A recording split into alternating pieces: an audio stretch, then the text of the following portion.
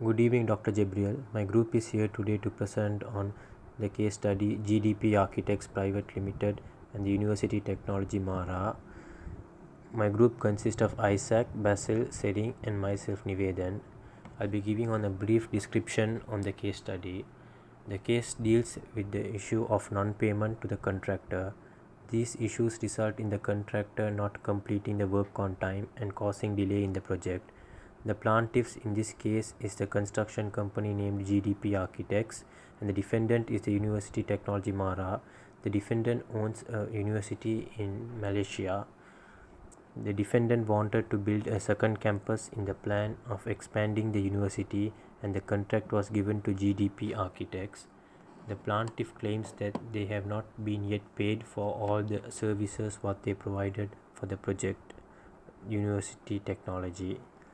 The defendant does not accept what the plaintiff claims. He states that there is no more contract pending. All contracts have been now beyond the time period, and all the money needed to be paid for the given services were paid, and there is no kind of due or loss proved by the plaintiffs.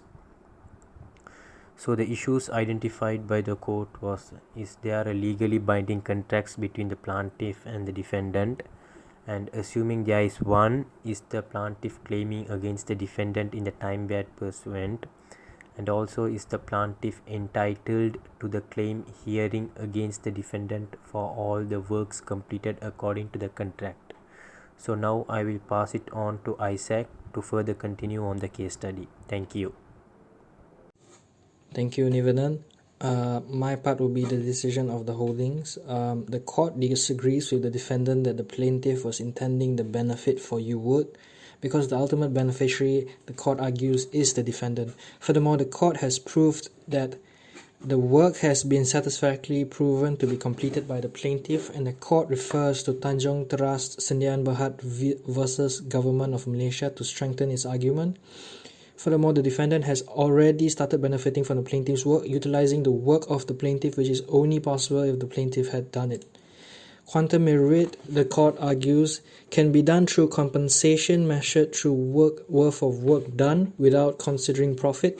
The court argued that the appellant contractor is only seeking the sum of the value that has been done. The court argued that it was not necessary for quantum merit to be strictly contractual in nature, as a quasi-contractual interpretation of being restitutionary and expressed by both parties with contract in mind is sufficient.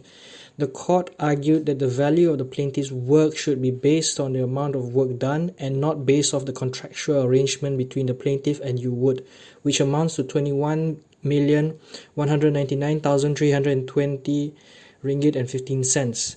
The decision of the court has been that the court ruled that the plaintiff claimed is proved, and the defendant was to pay the plaintiff a sum total of 21,199,320 ringgit 15 cents, plus an annual interest rate of 5% from the date of judgment to the date of realization, together with cost totaling 100,000 ringgit subject to payment of allocator.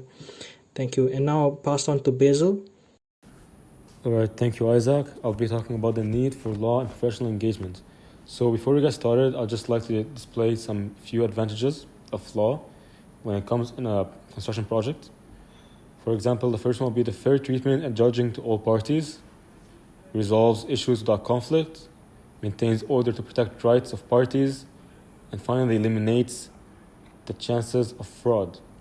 So when we relate this to our topic, it will be made clear that the case between the plaintiff and the defendant reached closure due to the presence of law,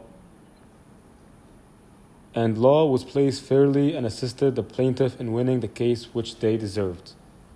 Moving on, I'll be talking about the applications of legal principles of law.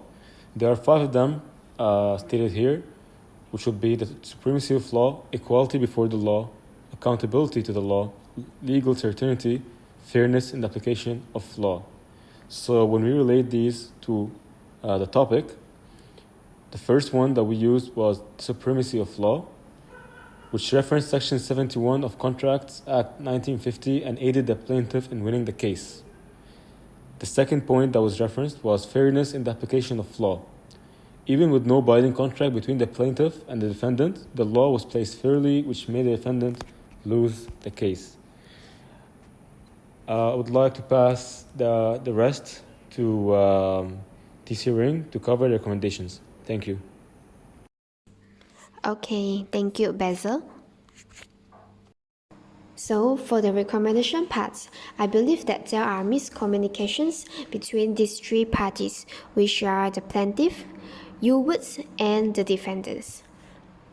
Since the plaintiff does not have a contract with the defendants, this makes the plaintiffs to become a third party in these cases.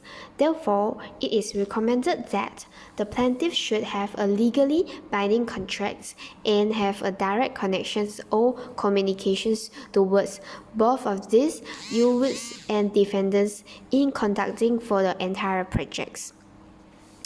Furthermore, it is recommended that the plaintiff should ensure the claim of legally binding contract is within the periods given. This is to avoid that the plaintiff claims from being prohibited in these cases. As for the defendants, we can see from the journals there are no submissions of solid evidence provided in the court law. Therefore, these issues is being looked as being abandoned for the court law. Therefore, it is recommended for the defendants that they should prepare and bring more pertinent evidence to the court's laws. So that's all from me. Thank you. And with that, I will end the presentations of Group 4. Thank you very much.